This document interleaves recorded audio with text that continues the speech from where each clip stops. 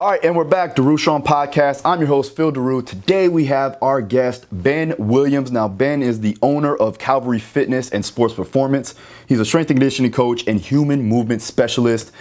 He is also a former college football player, track runner, and he also did a stint, 9 years of professional fighting. So we talk a little bit about that, but we also go deep into detail on the WEC method and how he utilizes it for his athletes. Now, before we go ahead and get that conversation going, have to shout out the sponsors, Revive MD, ReviveSups.com. Go check it out. Check out my very own athlete stack, Phil Daru's athlete stack. You'll get vitamin D3, omega-3s, you get collagen protein, all to enhance recoverability and overall performance. Go to ReviveSups.com, use the discount code DaruStrong20 at your checkout to get 20% off. Also, Athletic CBD. You can use the discount code DARU to get 20% off your final purchase. Obviously, CBD has been helping us for a long time when it comes down to recovery and just getting rid of those nagging little injuries or soreness in the muscle. So we use this Athletic CBD to do so with all my athletes. Go check them out right now. Also, my very own mentorship program is still available, and it will be available for life. If you go ahead and sign up for a one-time fee, you'll get access to all of my principles, the methods, the protocols, and just overall philosophy of training that I utilize with my athletes and myself. And again, like I said, a one-time cost, and you'll get access for life. So go ahead, go to my website, darustrong.com. You can also check out my other programs that I have for sale at a limited time. So go ahead, check it out right now, darustrong.com. Now, let's get into the interview. Welcome to the Daru Strong Podcast. Daru Strong Podcast. Let's go. Mind over matter. Put your mind somewhere else and keep going. That little voice in your head is trying to stop you from getting to where you want to be. Be successful and keep moving forward. With your host and world-renowned strength and conditioning coach, Phil Daru. All right, and we're back, Daru Strong Podcast. I have my guy Ben Williams here with me. Ben, what's going on, man?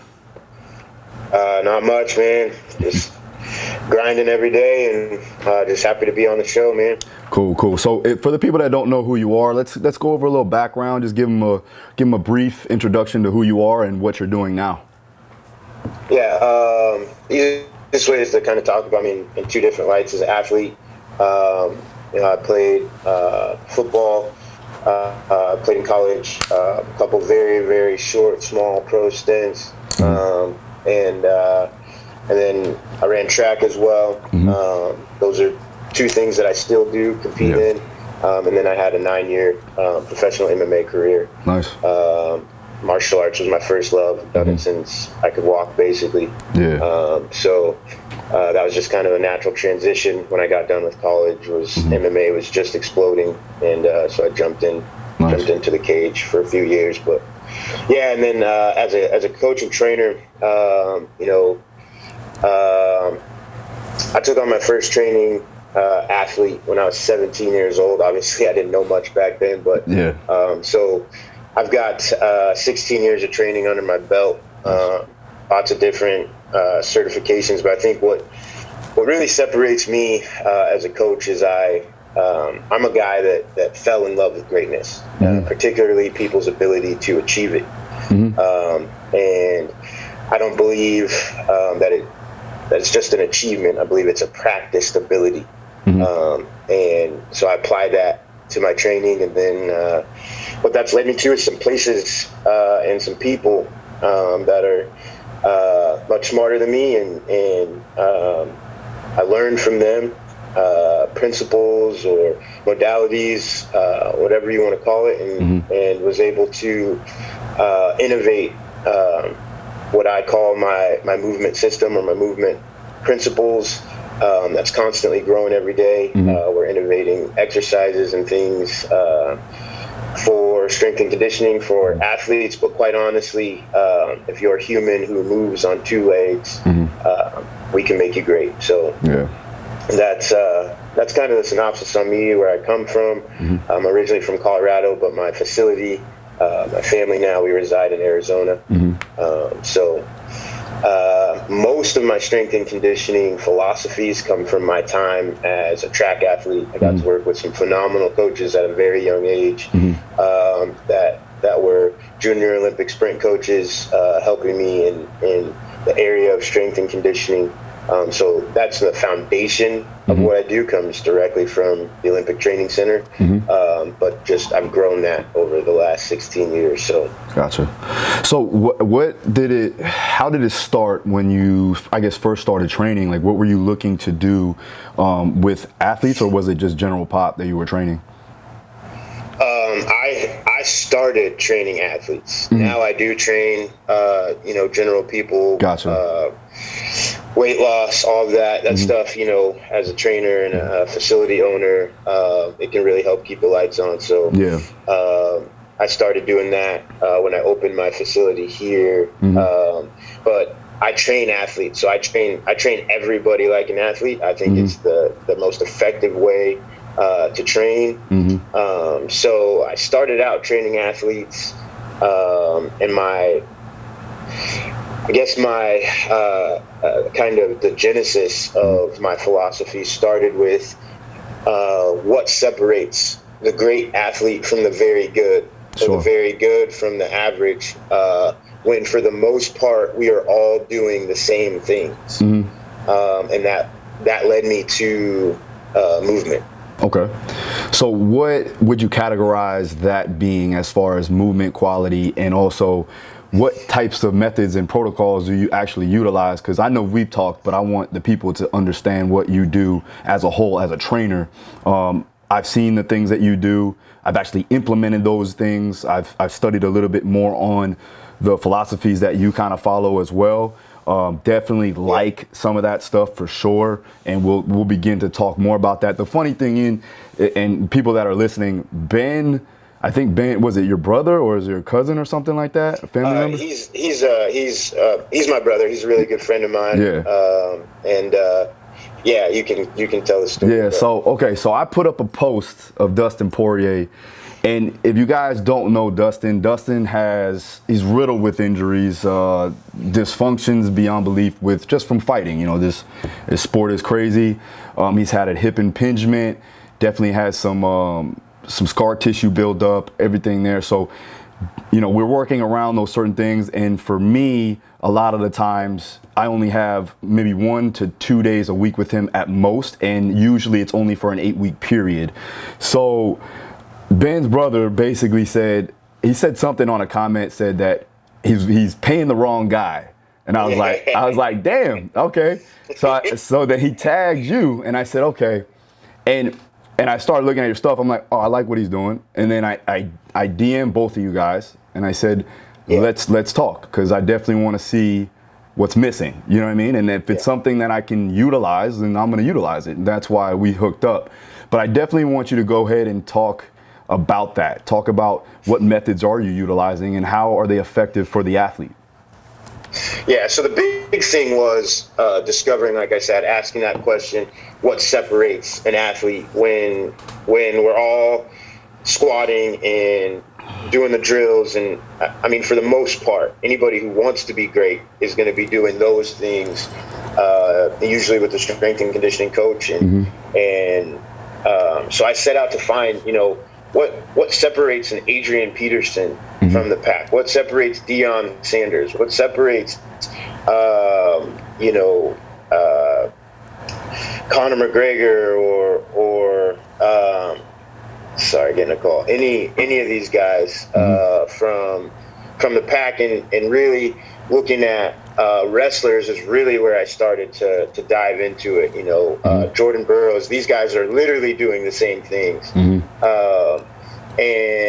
But you see guys like Jordan Burroughs, when they change levels, when they change direction, it is fierce and it is unmatched. Yeah. And what I found is it's not necessarily what they're doing, it's how they're doing it. Sure. And so from there, I first started just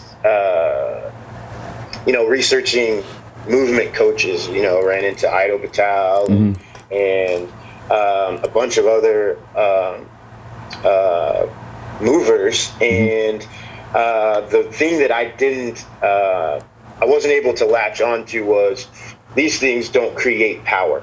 The things that they were doing, movement was separate from performance. It wasn't like it was separate from conditioning. Sure. Really.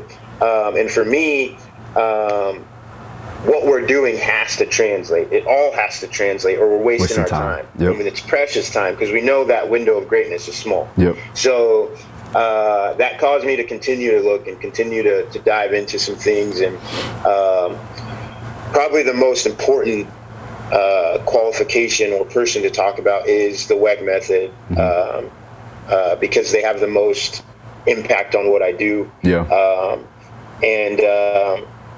They just basically, I dove into the spinal engine, and when I got there to San Diego, I already had some background in that, and back chain dominance and all of those things, and they just kind of opened Pandora's box for me. So the coiling core training that you saw, that's a huge staple into what we do. Yeah, I love that. And then there's foot pressure. The main one being that I took from them was something we call the green dot, and it's outside edge pressure of the foot, especially in gait, like running, jumping, even walking. And then the rotation of the spine, the body's ability to move around the spine as the axis and protect it. Most of our injuries start inward and come out, Sure. They're more medial, and then they reach the extremity. So and then just looking at pressures, shin angles, all those kinds of things to look at. When I look at Jordan Burroughs change directions or change levels, he goes to shoot his double. His shin angle is much more violent than any other wrestlers I've ever seen. That's an ability that is practiced over and over and over and over again. So he's practicing it with precision the right way more than anybody else, where more so the opponents he's facing are probably practicing it with some disconnect. And so what I dove into was, all right, how do I make these things trainable and still be able to do all the things that we want to see, right? Strength, size, power, and all of that. And so I kind of had to redefine all of these words. And I can dive into that if you'd like to hear some of the ways that I'm able to redefine these things. But yeah, let's do that. Let's do that. I mean, this is why I wanted to have you on. I wanted to make sure that people understood what you were doing, because I do like what you're doing, honestly, and I think that I appreciate it. It has a huge carryover, and again, I'm a person that takes things, and I said this before, but I'm a person that'll take things that I feel fit for my athlete. I'm not fixed to one method or modality of training. I just want to make sure that the guys I'm working with get what they need. So, but let's dive a little bit deeper into it, man. So what exactly are we talking about here? The first things that I look at, to me, the first thing a coach is a communicator. And I think that for the most part, a lot of the coaches are trying to accomplish the same things. They just communicate them differently, and some communicate them well, and some communicate them poorly, and thus get the result of an application that's good and an application that's poor. Gotcha. So from there, I had to look at, okay, I'm a performance coach. What is performance? And to me, performance equals power. Power defined is the athlete's capacity to control and command his or her abilities under load or resistance, specifically through space. That's movement, right? So I'll say that again. The athlete's capacity to control or command his or her abilities under load or resistance through space. That is power, which I equate to performance. Okay. David Weck, he taught me what I call a power equation. So power equals strength divided by balance. Okay. And so then we have to define strength. I believe strength is applied force that is also in movement, right? I agree. So, and then you take the other part of that equation, balance. This is precision of that force, the accuracy of its distribution, timing and frequency. Okay. And then we have the other attribute to performance, which I believe to be one of the most important: speed, mass by force over distance. Right. So, and then when I talk about power as an attribute, like applied in the actual movement, I think it's it's best distributed with as the acute distribution of speed. So it's best applied as the acute distribution of speed. And I believe that because I believe speed to be the most powerful. Now, there's some things that are missing here. Most people, when they think of movement, they think mobility, range of motion, flexibility. But I believe the way that I teach it is those things that are all synonymous with each other, those are all strength. They're all applied force. Right? Yep. And so they do need to be talked about. They need to be a part of the trainer's equation, but they need to be relative to strength, not stand alone by themselves. And this is where some of the drop off for me comes when I look out into the industry and I see coaches claiming that they're mobility coaches or they're movement coaches, and they define this by like a Turkish get up or a sit out and whatever. But truly, mobility is just that. It's, mobile and ability, our ability to be mobile. Yeah. Right. So to me, it's not just the movement that we're doing or the movement that we're doing. It's how we're doing the movement, and the body has specific patterns that are just more efficient, that are more inherent. If you watch a child move for the first time, you will find that they walk on the outside edge of their foot with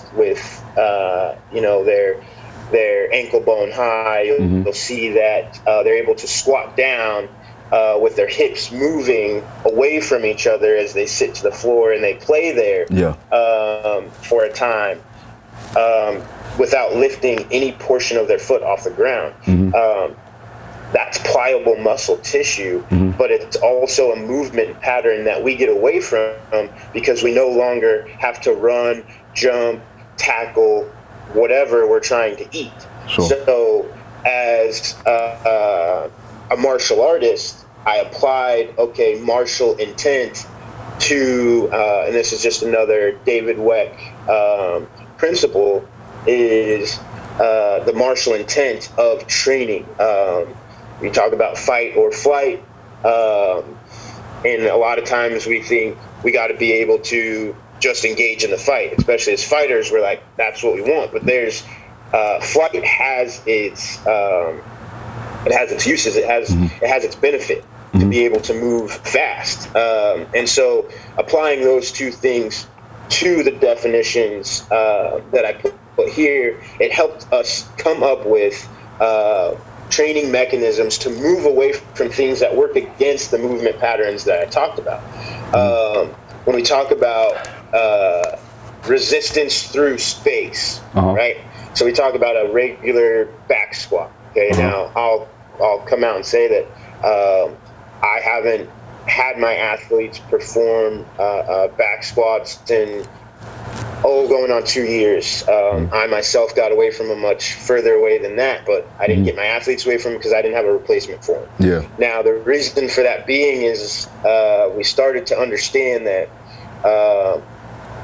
the compression of the spine is a problem, right? And then we started to look at some of the things that we were taught in the certifications, and it doesn't matter if you're NASM certified or if you have a 4-year degree or a master's degree in this, you're being taught to turn the athlete's feet to a certain angle depending on what their capabilities are in the squat to get them to be able to get low parallel with even balance and all these things. Well, what we figured out is that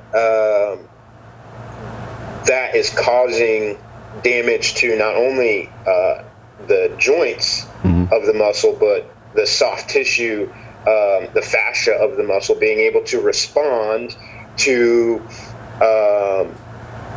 mechanical loads in movement, right? Okay. So this is why we see a rise in Achilles tears and things like that. As training becomes more defined for athletes, we're seeing more and more injuries. And the reason for that is a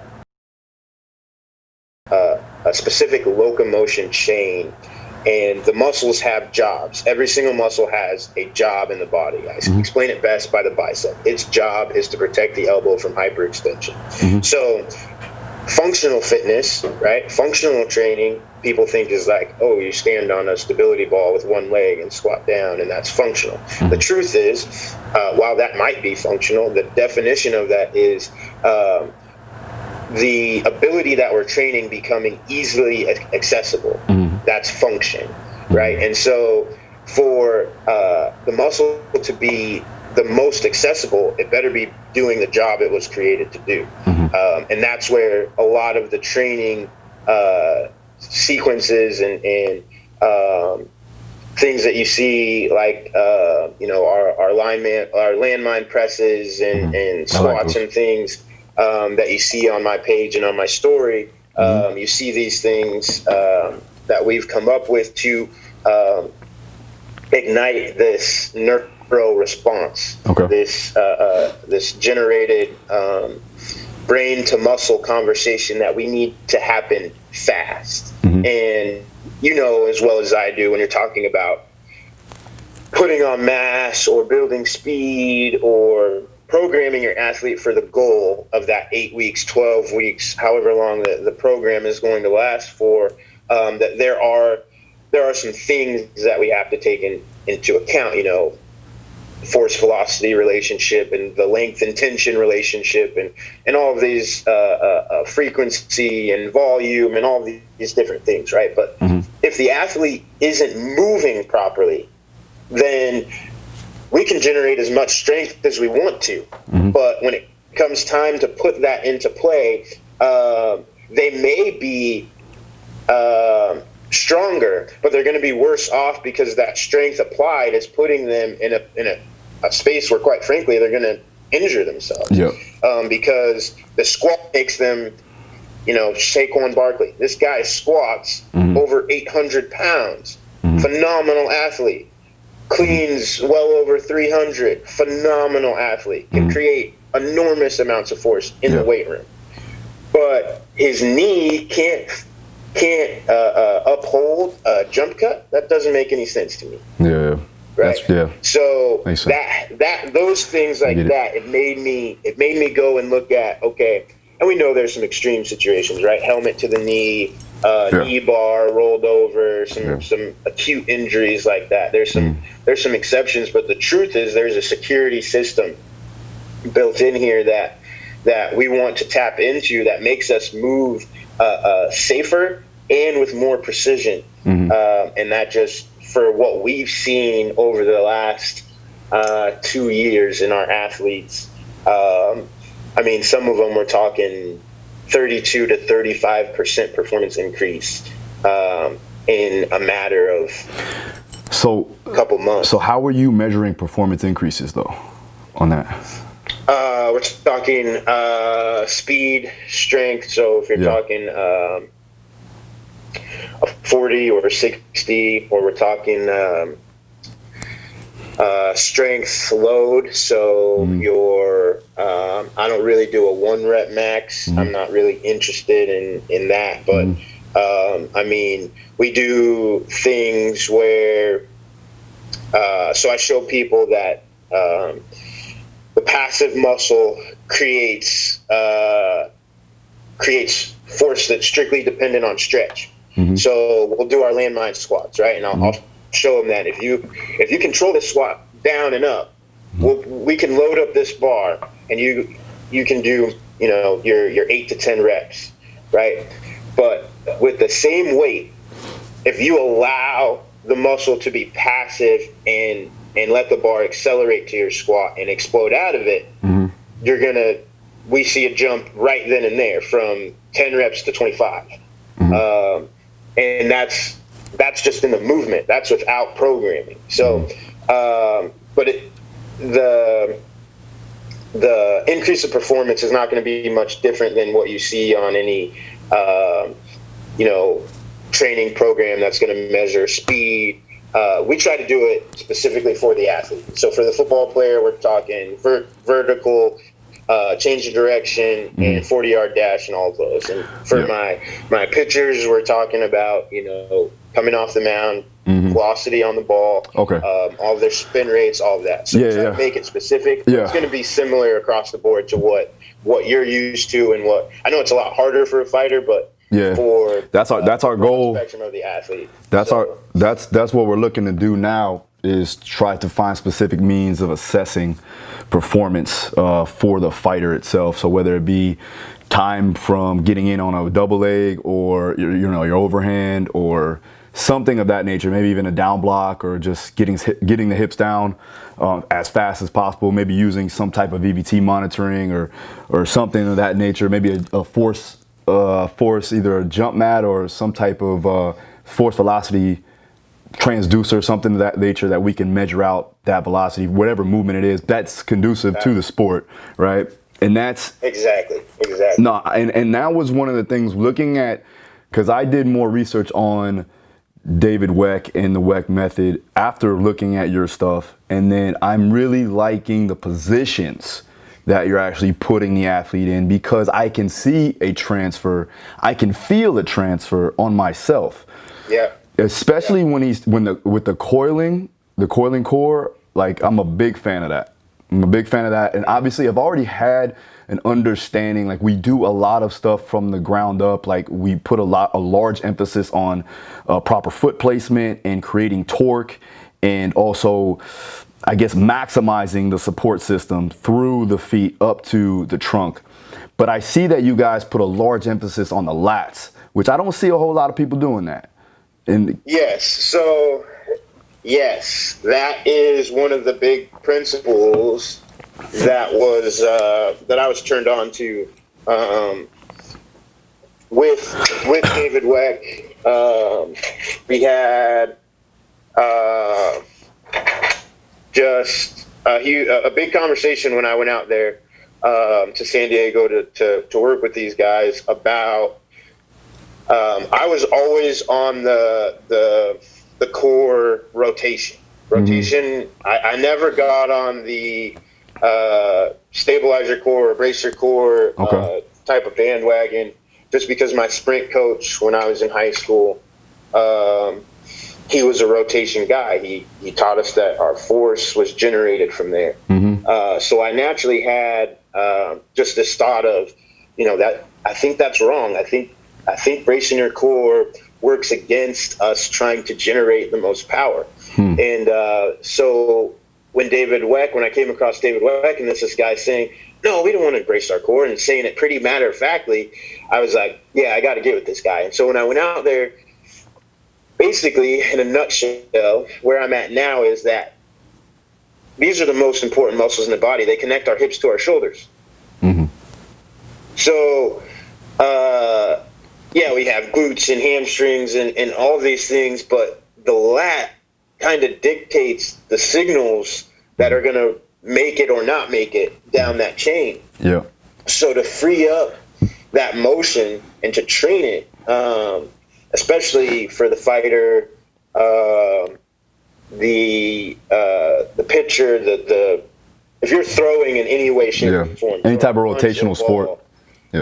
It is. It's next level, and the turnover, the carryover, is instantaneous. I mean, it is so fast from training and into performance. And we're getting better at applying it. So it's becoming even faster. So the lat emphasis is a huge principle to what we do, and it's a lot of the foundation. Like our foot pressures is huge, which is huge for a fighter, obviously. Yeah. But the lat is just so important for movement. It's really hard to do much without that thing engaged. So let me ask you this though, because I do hear obviously conflicting thoughts on foot pressure, right? You have the guys that you need to, 3 points of contact, you need big toe down, but you guys are putting more emphasis on those green dots, which is 4th and 5th metatarsal, if I'm correct, right? So what do you what's the major difference? Do you feel like those are wrong, or do you like, okay, we need both or all three to be able to produce force like that? So I'm a big, whether it's the body or nutrition, whatever, I'm a big believer in we have all these things for a reason. So when I first discovered the green dot, I was like, this is it. This is the outside edge. We move here. We're safe here. Like, I don't need to even have the big toe down, at all. But then from my martial arts backgrounds and things like that, and then just continuing to practice the principles and apply them and continue to dive into it, and conversations with WEC, we know that to move in all planes, this is why we have all the different flexors in the foot and all the different joints in the foot, so that we can move in every single direction. So it's not a matter of making sure that we only travel on the green dot, but there are some principles that moving laterally when my foot strikes the ground and I take that lateral movement and move it forward, rotating around. What we're talking about is they're all pivot points, right?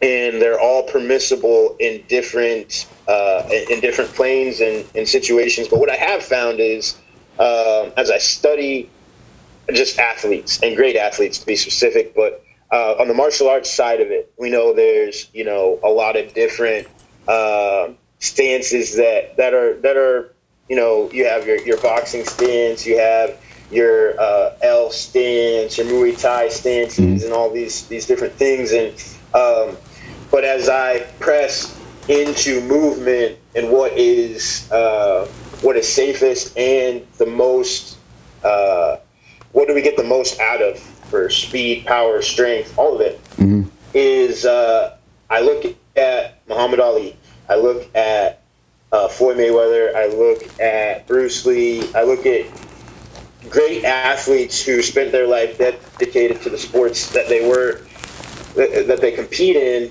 and even athletes of today, George St. Pierre, Conor McGregor, John Bones Jones, and I pay attention to their foot placements and the different things, and a lot of times they transition from their toe down to their green dot or that 4th and 5th metatarsal.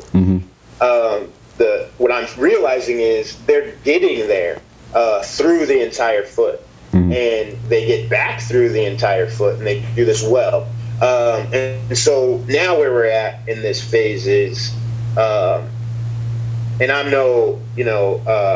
this is still a baby. We're still building this thing. So the thing about me as a coach is I'm not afraid to be wrong. Yeah. Right. I'm going to dive into it, and I'm going to find out. Yep. I'm willing to find out what's right. So I got to be willing to be wrong sometimes. And what we're finding out right now is there's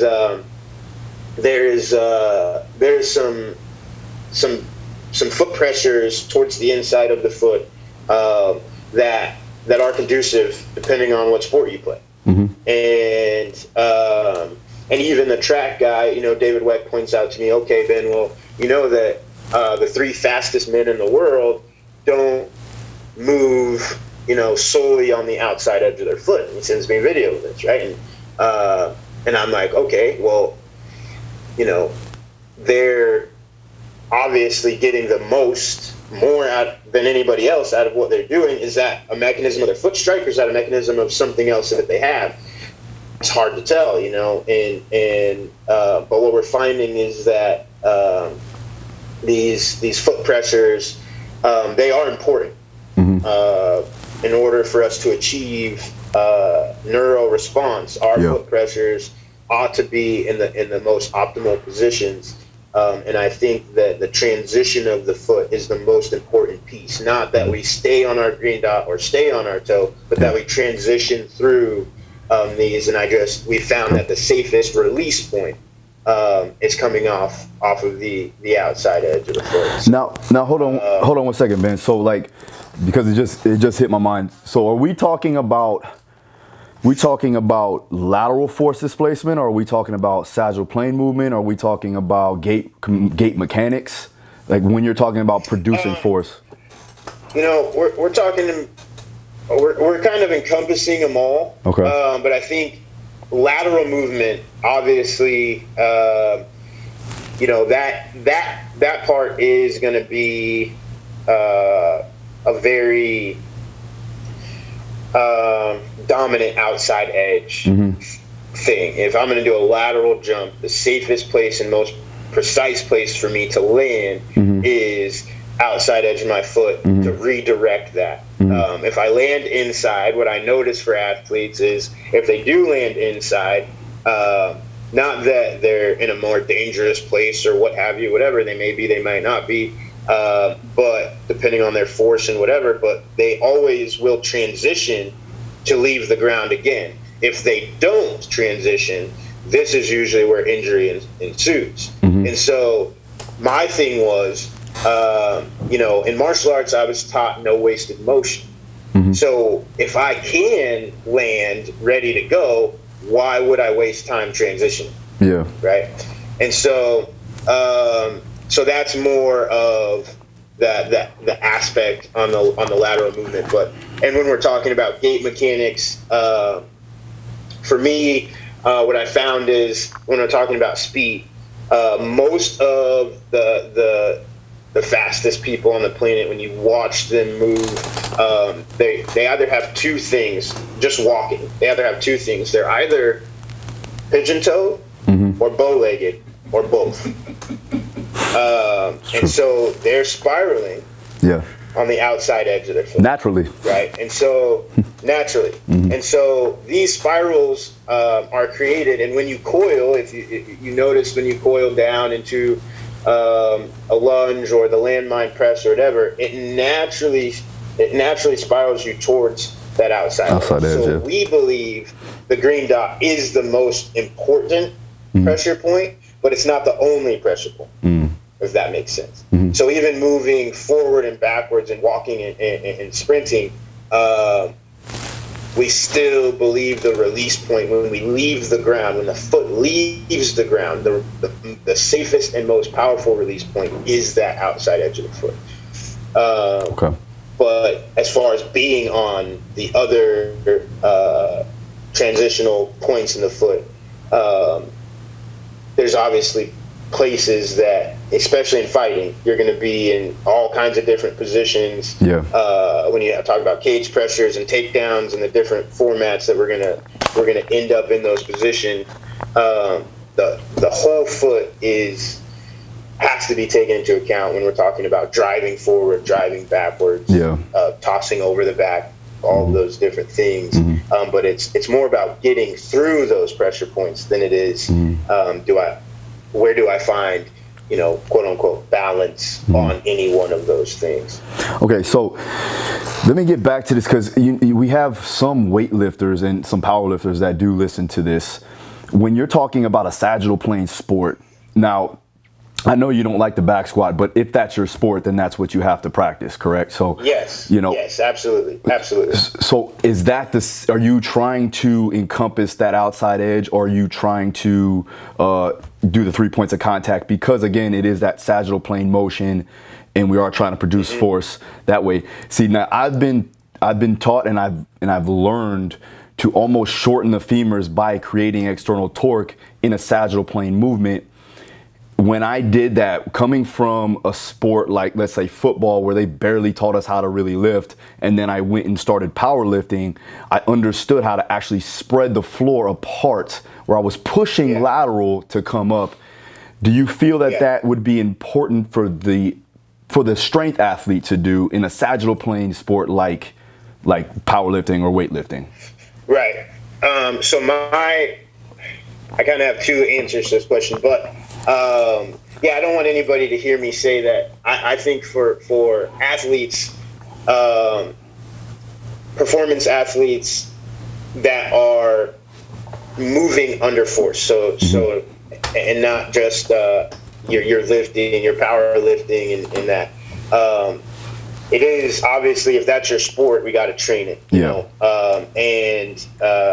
So for those athletes, mechanically, the hip when we squat is created to separate, move away from each other. The knees get further apart if we're sitting down properly.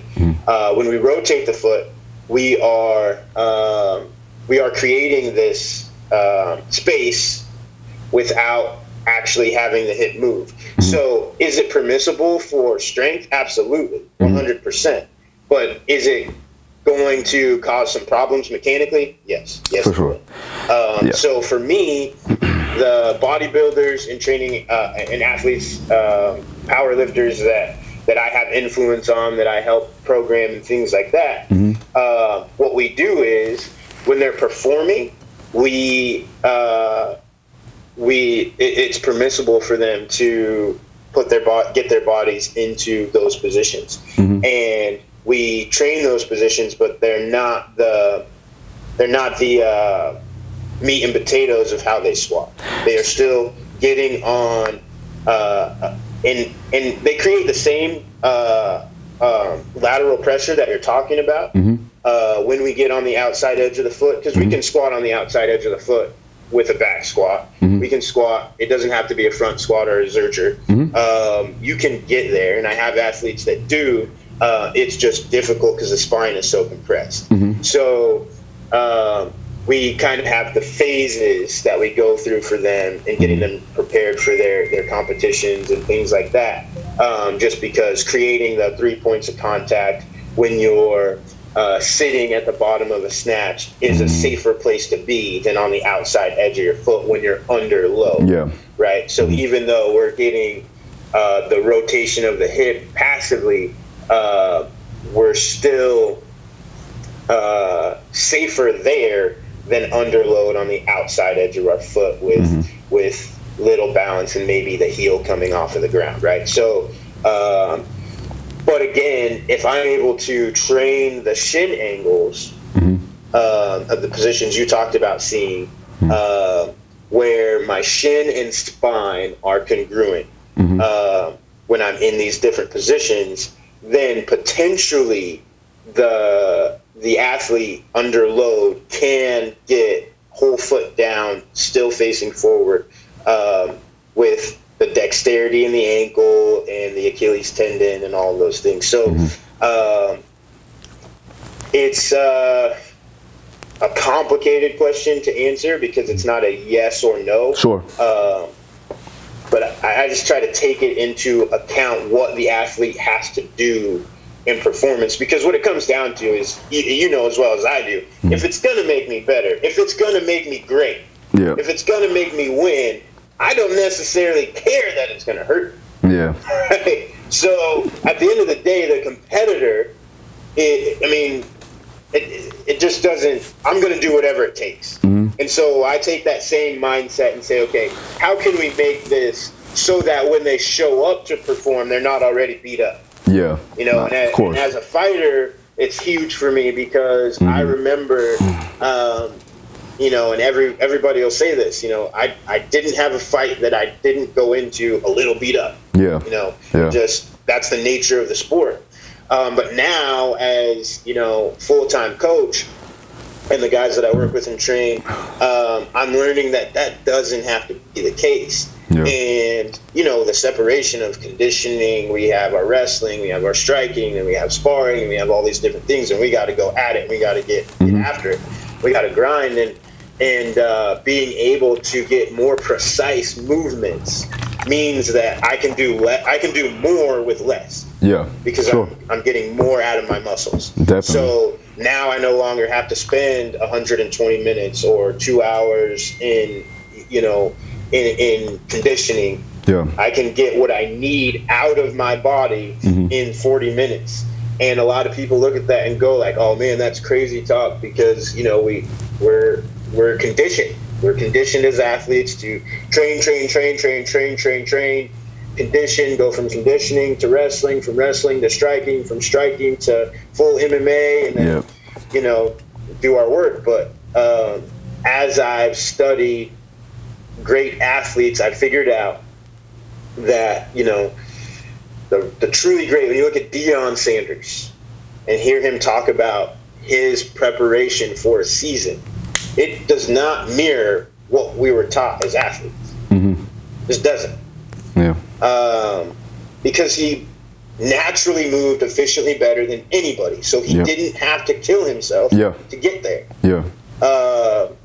Which is huge. And what we've discovered, truly, I believe, is the ability to train this in anybody, which is the difference. So, putting a large emphasis on movement efficiency and quality of movement, and giving the athlete the prerequisites to do the things that they need to do at a fast pace or at a manner that we need to get them in and out of the gym is the most important. And again, with fighters, you know this now, and I know that you fought before, you've worked with some fighters. They really don't want to be in the weight room most of the time. You know what I mean? They got too many things they have to worry about, especially MMA. They got too many things they have to worry about.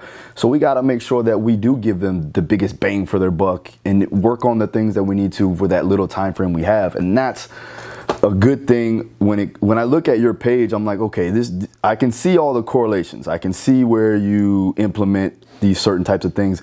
Can you walk us through a basic training session, like from warm up all the way to your main stuff, and then, you know, your cool down, if you can? Okay.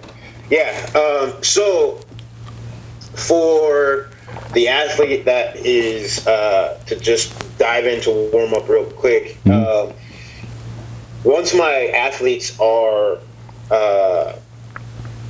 coded in the movement system, our warm-up becomes less and less. My guys are ready to go at any moment in time. And this is something I took from the Bruce Lees, the Deion Sanders, the Randy Mosses, the Muhammad Alis of the world. They're like, warm up? What warm up? I'm ready to whoop ass as soon as I step in the gym. Like, it's time to go. And because of how they move. So our warm-up, though, is dynamic. It's similar to the things that you would see, all right? Lunges, knee hugs, quad pulls, straight leg kicks, and then we speed it up. You have your high knees, your B skips, more sprinter type explosive movements. But the thing is, the difference is the emphasis of what we're actually doing. You know, our knee hug, we're not pulling our knee to our chest and leaning back. We're meeting our knee to our chest, getting separation in the lower back, stretching through the glutes. Our quad pulls, we're not bending over, we're rotating the knee inward, stretching the hip through the spiraling motion that it's supposed to have.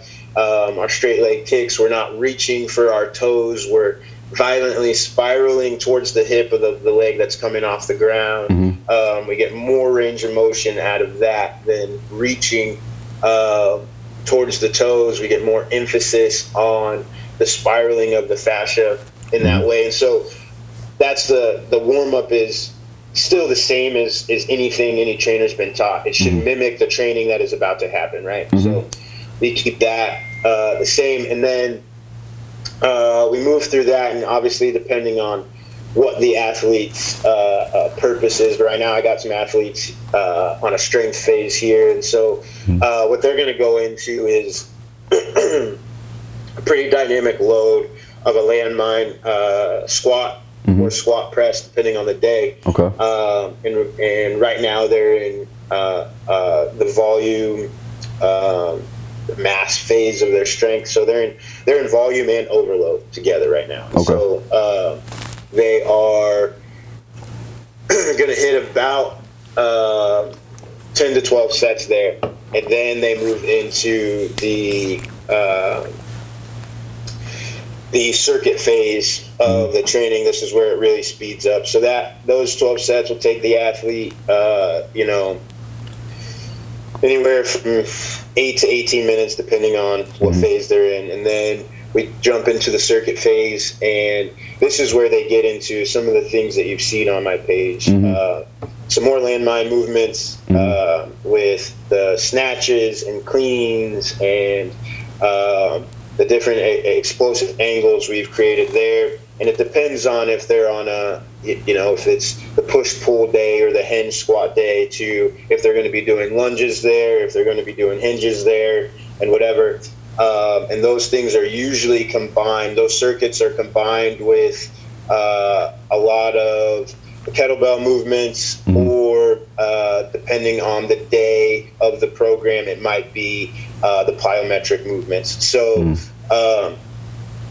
they would make it through, like right now, again, they're on volume, so they're on 6 to 8 rounds of those sets, and then they'll cruise through some more of your, like, we don't isolate core here, but it's more of an isolated core movement. About the just finish up of like Russian twists and ball slams and things like that. More intentional core movement after we've ignited and turned on and fatigued the larger muscles in the body. So the emphasis of what we're doing, and I think I've said this to you, we're not changing how we approach programming the athlete. I think that's something you already do well and understand great, and so I don't want coaches or athletes to watch this and hear that we're changing we're changing everything about the performance athlete. I think there's a lot of great coaches out there, and so the programs that you would see, us do, they wouldn't be much different than the things that you probably are already doing. It's the intent of what we're doing. So that workout, that average workout that the person is going to be going through with the landmine stuff being a huge emphasis in what we do, it's replaced for me a lot of the free weight stuff. You won't see a traditional bicep curl type of thing, or traditional skull crusher, or even traditional row for that matter. I got away from machines probably 10 years ago, so you're not going to see any of that unless the athlete has a recovery of some sort that makes it permissible for me to put them in position on a machine to to rehabbing, recovering. I get it. Exactly. So So the things that you are going to see are going to be consistently athletic movements, intent throughout the entire workout. The emphasis of that movement might be different depending on the program, depending on the sport, depending on whatever. But what we've discovered is this is not, my baseball players and my football players, they're not really doing different things. They're doing, it's applied differently, or the emphasis of the movement is different, but the muscles have the same job. Their job isn't different in the offensive lineman than it is in the football player, but they are in the running back, but they are applying them differently. So their programs are different, but the movements are athletic across the board. And what we are finding is they translate to every, we've got it all. Football players, baseball players, golfers, fighters, all across the board that see exactly what you saw on my page and go, damn, I can literally see the application of this of this movement. And then what we're doing right now is, so we're starting to build combination. And what we're finding is that is igniting precision and timing for them coming off the mound without them putting an emphasis on it. So I'd like to talk to you a little bit more about programming for that, because I feel like I love what you're doing, don't get me wrong. And I'm like, all right, well, let's would you feel like this would be a better adaptation, or you would get a better stimulus response if you learn to train that particular whatever shin angle they're at? You know, like as you say, you kind of change the shin angles. What if you did like something like a 3-week wave of that particular shin angle and then increase the load from there and then back off and do another type of movement or whatever shin angle you would put them in? You see what I'm saying? Yeah. I'm just thinking in terms of programming, you know what I mean? Like absolutely. So if you have time and you have exactly, you know, so like the fighter or the wrestler's double leg shot, like we have exactly the shin angle we know we got to create to make that small space that we're in for a very short period of time explosive to move out of that. And so we can absolutely figure out where this athlete is with that shin angle and make that emphasis, like you said, 2-3 weeks over time, and then increase load. Sure. And then we're just making it, when it's time to increase load, we're making it that much more effective and efficient. And that's, you know, that's something that we're, like I said, we're constantly adding to and growing. And that's something that we're diving into now. I'm heading out to San Diego in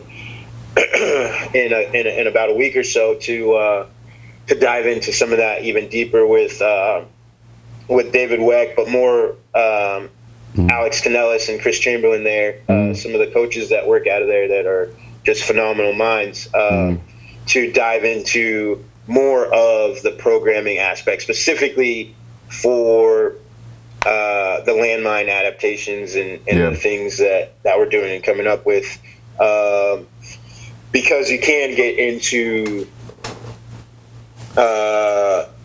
an overload there on the landmine that can get extreme in those positions. For sure. And so for me, I just like to be precise with it. I like to know exactly what I'm going to get out of my athlete, and what to look for, what to expect. And so, you know, I play with a lot of it for myself before I ever deliver it to my athletes. But we have just one of the things I love about the movement system is that it is so safe that I can get my athletes moving under load in it and all those things, and we just watch it translate. So I definitely like the thought and the question with putting emphasis on programming the shin angle before we increase the load. That's definitely, you know, some of the area that we've been thinking and exploring as we move forward into all of this. No, we're gonna get together. I wanna run some things by you, and we can come up with some stuff, because I know you have those movements. I want to integrate that into the programming that I have written down based off of just my periodization schemes that we've been very successful with. But again, it can always get better. So I'll talk to you about that off air stuff. For sure. Definitely. And that's something about me, man. I appreciate you, the way that this conversation has come about, reaching out to us, after most people would feel like, trolled, and that's not the first time, we've been on somebody's post, building conversation, or and I don't, like I said in my message to you, my brother's, his reason wasn't to try to call you out or anything like that. It was just, he knows me. I want to make everyone better. My athletes, when I say I'm a guy that just fell in love with greatness, specifically people's ability to achieve it. And when I see a good trainer working with great athletes, you know, my heart of hearts is that I want to be able to help make them better, make their athletes better, make my athletes better. And for me, there's no better way to you can talk about leaving a legacy or anything like that, and just imparting good foundational truth to people. Just so happens, you know, my niche is in performance and movement and all those things, and so it just means a lot, because in this industry, as I'm sure you've experienced, there's just a lot of people who they don't really care about necessarily making the athletes better. They want to be the guy. They want to be the man that people know in the room, and unfortunately, and they don't really care how they get that. You know? And so if I can walk into a room and share with you, like, you know, here's some things that'll you know, make your athletes move with a little more economy and less risk injury, and you know, we can prove those things, then and some guys, you know, they'll turn it off, or they'll turn it down, or they just think like, oh, I'm already there, I've already made it. And you're a guy that's, you know, you train a lot of elite fighters, a lot of top level athletes, and you have the accolades and awards to prove all that. You didn't have to take the time, and you did. And I just want people out there listening to know that, you know, the systems that we're building and the things that we're training, you know, it's not something where we're trying to take over the game or anything like that. We strictly want to give athletes who truly want to be great the tools to do that. We want to give coaches who want their athletes to be great the tools to do that. And this isn't something that you know, as you probably noticed, that you can you know, watch a couple of videos and get the gist of. There's got to be some conversation. There's got to be some intent. There's got to be some things going on. And so it means a lot to me that we're able to have this conversation, because I can't tell you how many people have seen, you know, some of the things that we've created, and they put them out there, you know, with the not the right intent, and as their own, and then you know, it just becomes hard to navigate. You know, who can I help? Who can I go to with this information and things like that. So these conversations in our industry don't happen enough, in my opinion, because I'm sure there's some things that, you know, I can learn from you. I know we spent this conversation talking a lot about what I do, just because you know, I'm not well known, and a lot of people don't. This is new. Like I'm honestly one of a handful of coaches actually training this methodology right now. So you are. So it's pretty new. So so I know we spent that time talking about what I do, but I know that there's areas and things that I can learn from you and your experiences as well. So just excited for the opportunity to continue this for sure, and continue the conversations and going, man. So man, all day, man. I appreciate you coming on, man, taking the time. You know, I wanted people to know who you are a little bit more.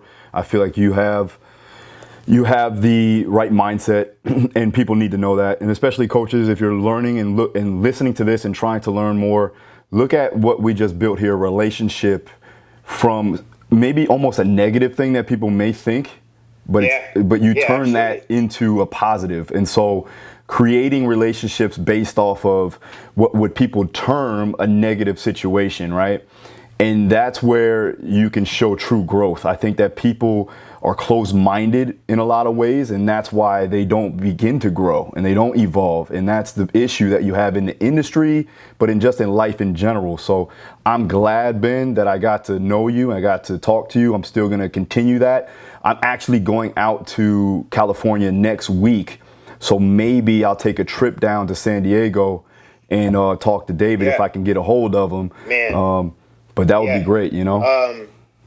I'm sure he'd love to have you out. And there's a small chance we might cross over out there. I know I'm going either this week or the following week. So okay, let me know. Yeah, pointed on the schedule, but yeah, I'll be out there. So hopefully we can get out there at the same time. That would be epic. So for sure. Listen, before we go ahead and tell them your Instagram and any type of other social media things that you want to go ahead and push. Yeah, the main thing is the Instagram page. That's Kalvary Fitness, KALVARY, Kalvary Fitness _. Go follow me. It's not all strength and conditioning. My platform is more about my purpose. It just so happens that I'm in the world of performance. So there's a lot of that on my page. You will find it, but there's a lot of just positive things like he talked about. So jump on there, follow my Instagram, or go to kalvaryfitness.com, and you can find out more about me and my philosophies on there as well. Nice, man. All right, bro. I appreciate you joining. This is our episode. Thanks again for watching and listening. All right, catch you next time.